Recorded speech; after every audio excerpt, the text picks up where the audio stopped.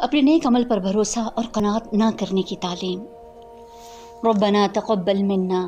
حضرت ابراہیم علیہ السلام نے حکم ربانی کی تعمیل میں ملک کے شام کے ہرے بھرے خوش منظر خطے کو چھوڑ کر مکہ مکرمہ کی خشک پہاڑوں کے درمیان اپنے اہل عیال کو لا بسایا اور بیت اللہ کی تعمیر میں اپنی پوری توانائی خرچ کی۔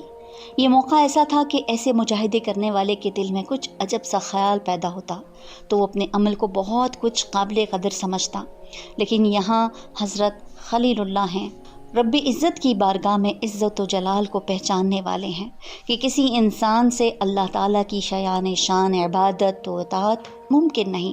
ہر شخص اپنی قوت و ہمت کی مقدار سے کام کرتا ہے، اس لیے ضرورت ہے کہ کوئی بھی بڑے سے بڑا عمل کرے تو اس پر ناز نہ کرے، بلکہ آہوزاری کے ساتھ دعا کرے کہ میرا یہ عمل قبول ہو جائے، جیسا کہ حضرت ابراہیم علیہ السلام نے اللہ کا گھر بناتے ہوئے یہ دعا کی تھی، ربنا تقبل منا انک انت السمیع العلیم۔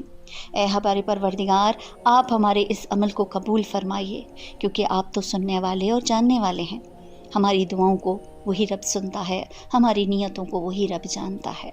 اللہ تعالیٰ ہماری نیتوں کو اپنے لیے خالص کر لے۔